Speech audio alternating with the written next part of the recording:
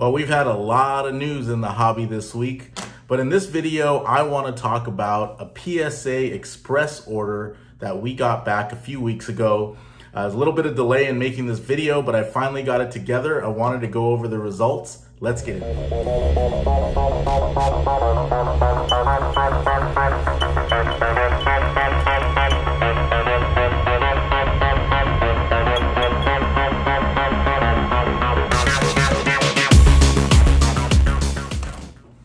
All right, so we've had some fraud, some scam, I don't know what you want to call it, but we've had a lot of interesting news in the hobby this week with the Pokemon box or Pokemon case that was full of G.I. Joe cards and not Pokemon cards.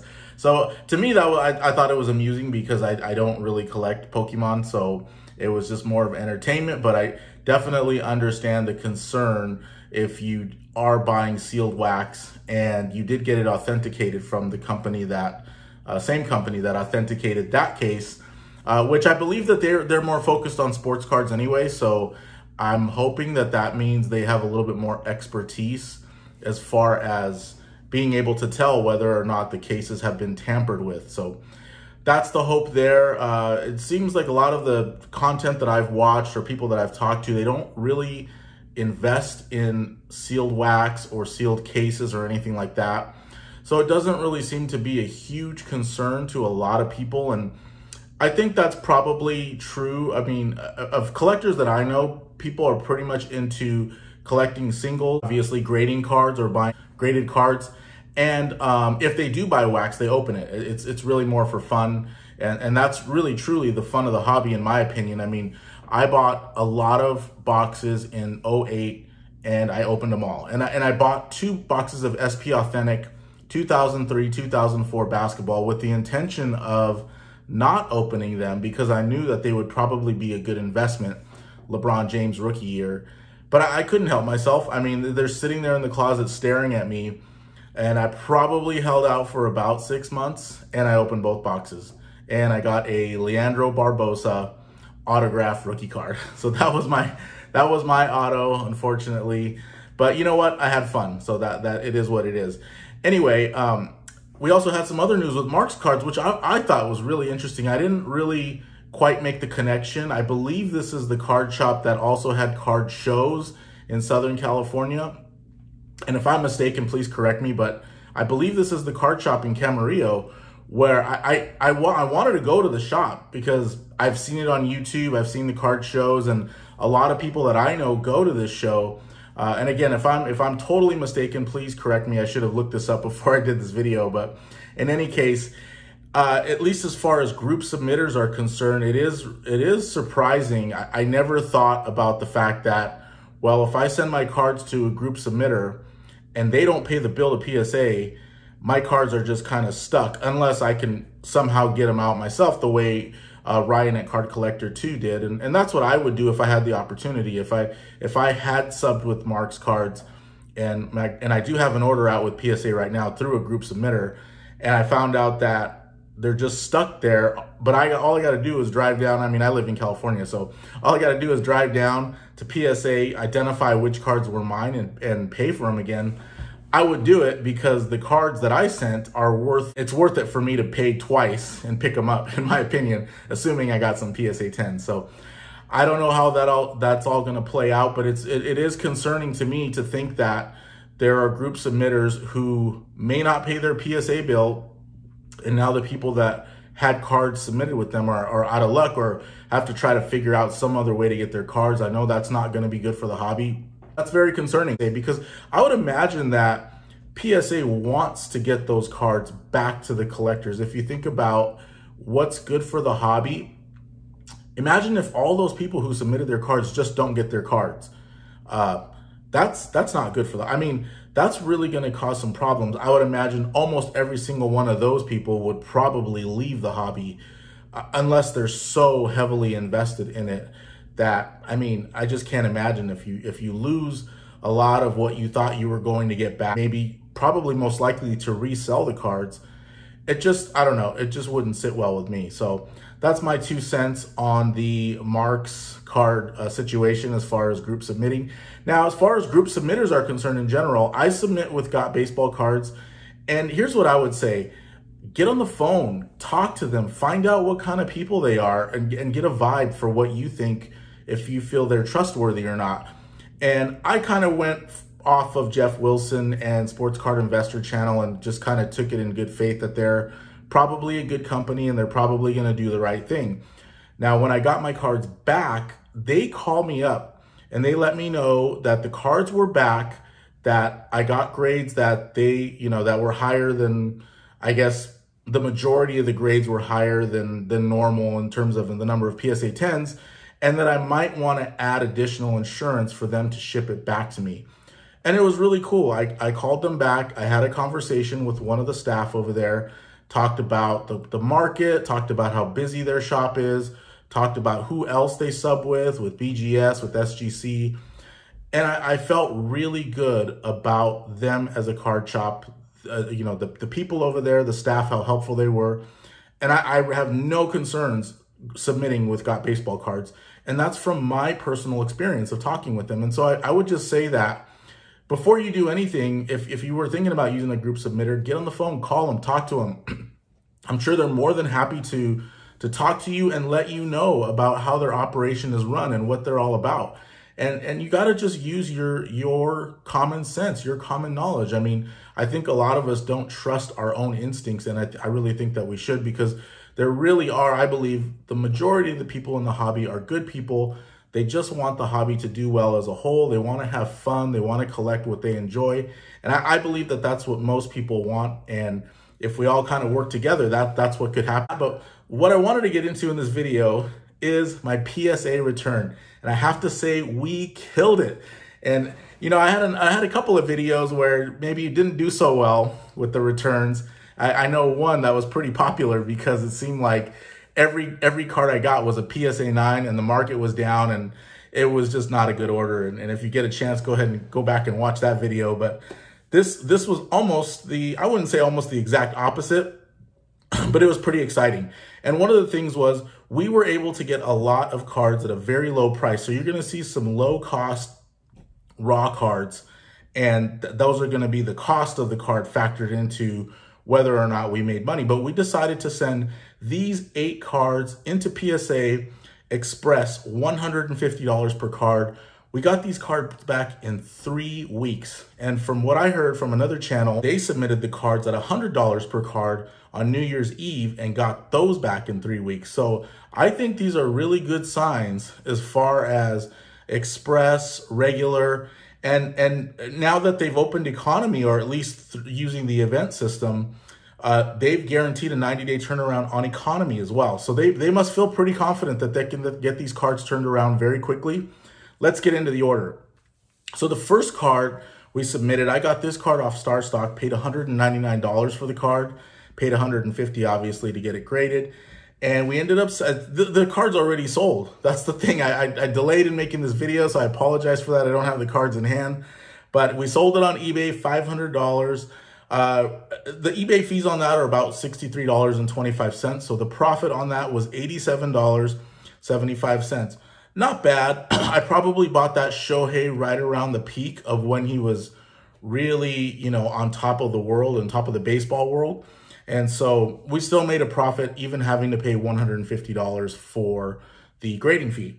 And then we also got this Shohei Ohtani pink rookie debut refractor. This was part of the lot. We got it super cheap, $50 for the card, $150 to get it graded. eBay fees about, $65, let's just say. So the profit on that, nice profit, $305. Another card we got in the lot, again, super cheap. Fernando Tatis Gold Shimmer Refractor, serial number to 50. This card was really nice. And we had to look these cards over in the lot. There were a lot that we did not feel would get a PSA 10. So we don't want to send them in at $150. But these were the cards that we took a shot on. And this one came back a PSA 10. I'm sorry, the rookie debut Shohei. All 3 of these that I've mentioned have come back PSA 10. So this Fernando Tatis came back a PSA 10. and we sold it for $675 on eBay. After eBay fees, profit of $475. So, wow, you know, that's pretty good. And then also got this Juan Soto Topps Update Gold. And these golds are hard to grade. So this one got a PSA 8, but even as a PSA 8, we still sold it for $675. Only paid $50 for the card, $150 to get it graded, $85 in eBay fees. Profit was $389.61. So again, another nice return on that Juan Soto. This one was nice. We saw this Ronald Acuna X-Fractor auto in the lot. Knew it wouldn't be a PSA 10, but decided to get the card graded and get the auto graded. And the card came back a PSA 9, which I thought was good for what when we looked at it, it was like, well, this is not a 10, but hopefully it gets a 9. And the auto got a 10. And so hard to estimate the value. I saw a PSA 10 posted on My Slabs for $3,000. I figured a PSA 9 probably worth at least $1,000, so I'm gonna go ahead and call it that. We still have this one. I don't have it in hand right now, but it is in the, I guess you could call it in our card vault. It's in the vault right now, but I would estimate its value at $1,000. Again, paid about $100 for the card, $170 to grade, extra $20 to grade the auto. And the eBay, if we sold it on eBay, it would be $130 in eBay fees. So about a $600 profit. That's what I'm kind of estimating right now. We also got this 2005 Topps Aaron Rodgers. And this card was purchased on StarStock for $200. Probably a little bit too much, even though it was a StarStock A. Got it back. The corner didn't look, one of the corners didn't look like a gem, but we decided to take a shot anyway. And didn't work out. We got a PSA 9 and ended up selling it for $200, I believe offline. So it wasn't on eBay. I think we sold it for $200 on a Facebook group, but obviously we paid $200, sold it for $200, but we paid $150 to get it graded. So lost the grading fee on that, $150. Then we got this Justin Herbert Holo from StarStock, paid $260 for this card.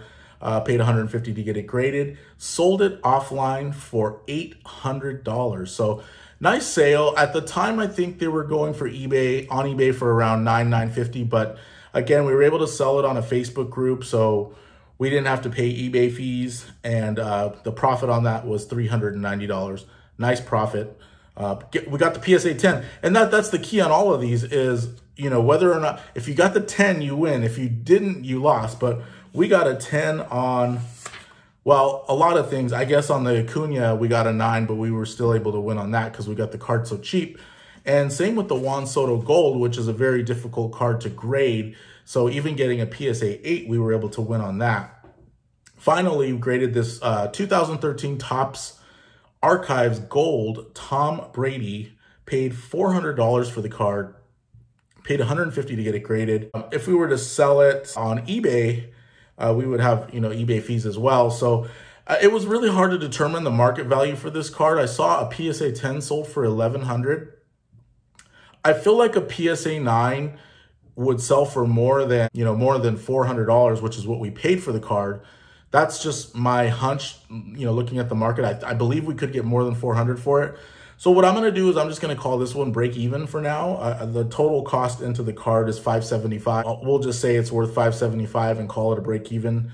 Like to know your thoughts on that, but that's the 8-card order. It was really, I mean, I was very happy. I was actually a little bit surprised that we got as many 10s as we did, considering the last order I had. I was also surprised how quickly PSA got the order back. So this, to me, these are all great signs. As now that they've opened up, or they're seemingly opening up economy at $50 per card, I'm sure at some point that will be open to the public without events, without any type of membership or whatever they're requiring right now. I'm sure at some point, anyone who wants to grade a card with PSA will be able to do so at $50 per card. And I believe that that's going to happen very soon. I think these are all encouraging signs for the market. I've noticed that cards have been trending up, at least cards that are hot.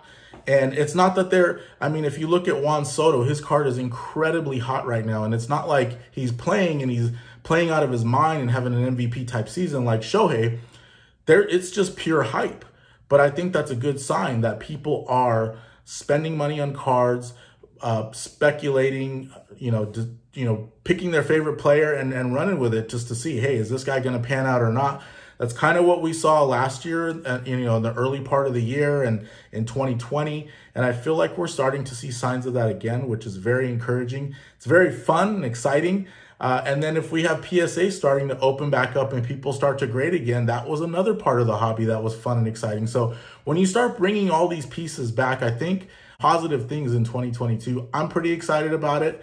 And I'm just really happy about this order. So glad I was able to share it with everyone. Thank you guys again for watching and subscribing. And we're getting pretty close to 300 subscribers. I know I had mentioned in an earlier video that I wanted to do a 300 subscriber giveaway. And I was thinking about doing maybe like a new Hoops 2021-22 blaster box. I didn't see any, at least, I haven't really checked online, but I didn't really see any blaster boxes, so I'll check again. Otherwise, we could do a baseball blaster, or I don't know, if you guys want to leave a comment and let me know what you would like to see given away or what you would like to get if you were to win the giveaway. You could definitely persuade me as far as what type of sport or whatever, or even if it's like a graded card or something. I will do my best to try to get some more videos out this week because there are a couple of other things I wanted to talk about, but this one I just wanted to kind of keep more focused on the PSA order. Let you guys enjoy watching that, and I will see you on the next one.